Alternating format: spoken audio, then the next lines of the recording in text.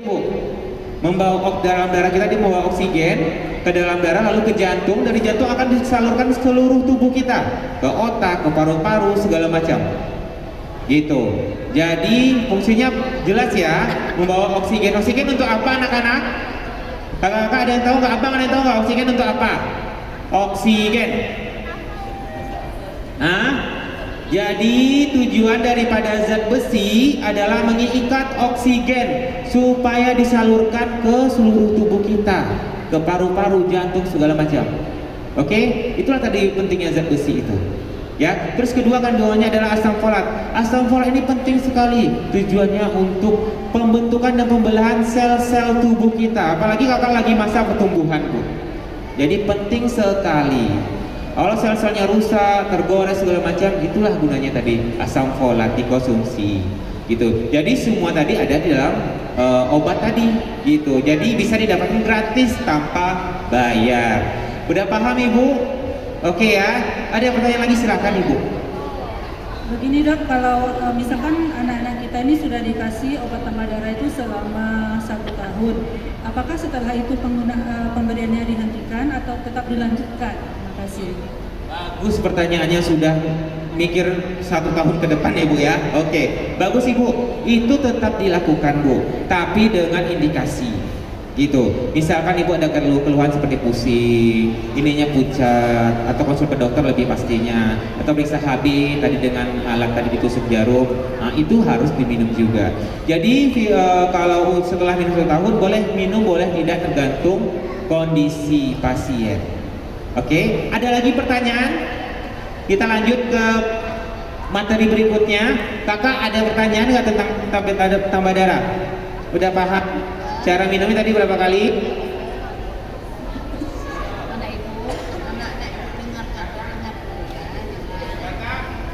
Nah, jadi ingat ya, minumnya 1 kali selama oke. Nah, sudah ngerti? Oh ya, satu lagi lupa dokter nyampaikan, minumnya nggak boleh bersamaan dengan kopi, teh atau susu karena nanti dia akan berubah isi kandungan obatnya. Ya, jadi tidak boleh dengan apa tadi? Kopi, susu, dan teh. Boleh bersama dengan jus stroberi, jus mangga boleh. Oke? Oke, lanjut ya. Jangan bosan ya materi yang dokter sampaikan ya. Oke, berikutnya tentang ini dari informasi Bu, sekedar informasi buat adik-adik dan ibu-ibu masyarakat di Mall Pekanbaru ini khususnya tentang BKKBN. Ada yang tahu nggak? Ini karena kita ada dari naungan BKKBN. Ada yang tahu nggak BKKBN itu apa? Tidak dapat hadiah lagi. Ada yang tahu, berani menjawab atau mencoba menjawab BKKBN apa? Badan POM, ada yang tahu nggak? Tadi dari Dinas Kesehatan nih, sekarang lanjut tentang materi KBN dan Balai POM. Ada yang berani? Bisa searching boleh? Mau berani jawab?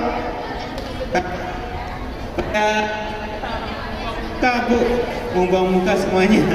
Oke, mau di depan mau coba jawab BKKBN? Bukan. BKKBN. Ya, silakan.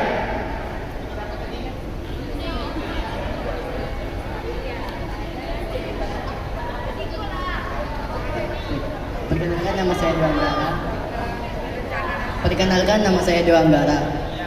Kepanjangan BKKBN yaitu Badan Kependudukan dan Keluarga Berencana Nasional. Oke, pinter. Tepuk tangan dong. Badan Kependudukan dan Keluarga Berencana Nasional. Nah, BKKBN adalah lembaga pemerintahan non-kementerian Bu, non-kementerian, dan langsung bertanggung jawab kepada Presiden tentang pengendalian penduduk di Indonesia, langsung ke Presiden Indonesia RI, dan melalui Kementerian Kesehatan Republik Indonesia. Jadi dia non kementerian ya, tapi di bawah Kementerian Kesehatan. Oke, tugasnya apa aja sih BKKBN itu? Yaitu melaksanakan tugas pemerintahan di bidang pengendalian penduduk dan penyelenggaraan keluarga berencana. Nah, salah satu kenapa saya mau jelaskan kepada keluarga besar SMP Negeri 16 ini sama kakak-kakak dan abang-abang, kakak-kakak dan abang-abang menerus bangsa berikutnya. Nah, BKKBN ada namanya organisasi asuhannya, anak asuhan dari BKKBN, yaitu namanya genre BKKBN. Ada yang tahu nggak genre? Searching cepat, dokter mau tanya. Genre BKKBN. Coba searching, siapa yang berani langsung jawab. GENRE BKKBN. Apa yang berani jawab? Ayo. Genre BKKBN. Oh ya, silahkan kakak. Nama saya Anjana Rayasya. Generasi berencana. Oke, tepuk tangan dong, nanti ambil ya, minta ya sama dokter ya. Oke, asuhan dari BKKBN itu yaitu genre generasi berencana. Benar, pintar. Tadi searching ya? Oke, nah ini contekannya ya, dokter ada contekan, yaitu generasi berencana, benar, genre atau singkatannya genre. Nah, yaitu apa? Yaitu kelompok sasaran remaja yang belum menikah. Ingat ya, remaja yang belum menikah. Siapa yang belum menikah? Berarti kakak-kakak di sini dong, abang-abang kan? Usianya berapa? Oke, tapi usianya ada Bu, bukan hanya guru. Usianya batasnya ada. Usianya itu umur 10 tahun sampai 24 tahun. Dari SMP, SD kelas 6 sampai mahasiswa dan mahasiswi. Tapi ingat tidak menikah, belum menikah. Bukan sudah menikah, tapi belum menikah. Oke, paham? Kenapa lagi? Wadah untuk mengembangkan karakter bangsa supaya menjauhi satu pernikahan dini, Bu.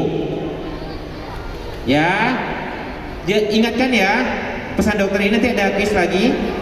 Kenapa nih? Untuk menjauhi dari namanya pernikahan dini. Terus yang kedua adalah seks pranikah, menjauhi dari seks pranikah.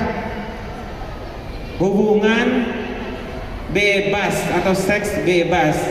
Terus satu lagi yang ketiga, menjauhi namanya nafza, narkotik dan zat-zat aditif. Banyak dong Bu sekarang kasus yang terjadi, apalagi di Kota Pekanbaru kasus HIV tinggi sekali, amat sangat disayangkan. Jadi di bawah naungan BKKBN yaitu genre tadi, cegah 3 tadi, ya. Oke, nah supaya menjadi remaja yang tanggung jawab, tangguh, dapat berkontribusi dalam pembangunan bangsa Republik Indonesia ini. Itulah tujuan daripada genre tadi Bu. Di sekolah bisa ada PIK tuh Bu. Nah nanti Ibu bisa langsung konsultasikan ke BKKBN supaya dibentuk di sekolah SMP Negeri 6 ada namanya PIK. Ada namanya Bu tempat naungan kita konsultasi, ada konselornya gitu tentang masalah-masalah dalam keluarga. Anak-anak ini butuh Bu tempat curhat. Nah Ibu nanti bisa langsung ya, biar nanti dibikin ya Bu ya MOU dengan BKKBN. Karena sekolah yang Negeri 6 udah dia ada yang Kota Pekanbaru, ada ini. Hubungi aja Pak Tri nanti. Oke, itu ya. Pertanyaan dokter nih tadi. Kenapa genre tadi? Tujuannya untuk apa tadi? Ada 3. Apa menjauhi apa tadi? Ada 3. Siapa yang jawab? Berani jawab? Pernikahan dini. Oke, 1. Kedua? Seks bebas. Betul. Yang ketiga? Narkoba. Betul. Tepuk tangan dong. Gitu dong. Harus berani. Salah tidak dihukum. Di sini kita berharap Bu Kepsek, anak-anak Riau itu seperti keinginan Pak Gubernur membentuk SDM Riau yang unggul, berani, mentalnya terasah gitu. Jadi pas saat kita di luar, di Jawa atau di Bali atau di Kalimantan, kita udah nggak ini lagi. Anak-anak sudah umum gitu, anak-anak udah berani tempat umum dan punya kepercayaan diri yang tinggi. Salah itu wajar, namanya kita pasti Ibu Kepsek juga pernah salah kan Bu? Saya juga pernah salah gitu. Jadi anak-anak ini diharapkan Bu bisa mengembangkan bakat dan berani melatih mentalnya. Yang tadinya pemalu jadi berani. Gitu. Udah paham ya tentang BKKBN? Kakak-kakak, abang-abang? Oke. Nah, lanjut ya, ini yang terakhir dari badan atau Balai POM. Ada yang tahu Balai POM? BP POM. Kakak mau jawab? Yang berani jawab, Balai POM apa? Kakak mau berani? Lihat aja di handphone. Kalau nggak berani coba lihat. Di sini juga belajar ya Bu ya, bukan hanya tampilan. Kakak. Badan Pengawas Obat dan Makanan. Tangan namanya siapa kakak? Zalfa. Kakak Zalfa berani, hebat. Tepuk tangan dong buat kakak Zalfa. Badan Pengawas Obat dan Makanan. Nah, ada di Jalan Diponegoro, Balai Besar POM namanya kalau di Diponegoro.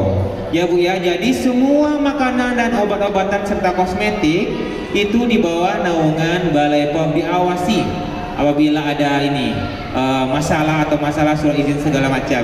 Nah, ini informasinya buat ibu-ibu juga nih, bapak-bapak juga, dan masyarakat umum dan adik-adik tentunya. Yaitu nih, pertama, pastinya tentu dong setiap belanja ibu-ibu produk-produk minuman, kosmetik, terus makanan, saya belanja di supermarket atau minimarket, selalu nggak melihat kemasannya atau apa gitu.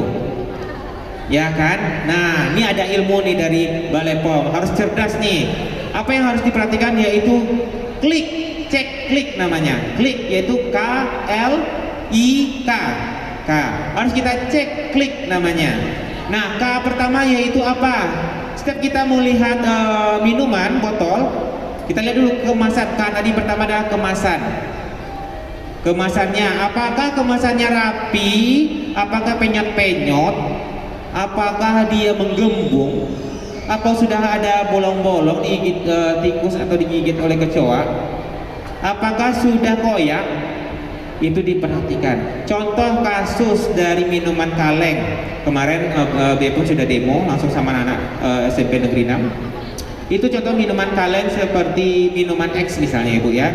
Kalau misalnya kita dapat di supermarket atau minimarket sudah penyot, terus menggembung, itu sudah dipastikan sudah terjadinya namanya gas yang dimasuki atau bereaksi dari mikroba, bakteri dengan asam-asam di dalam minuman tersebut.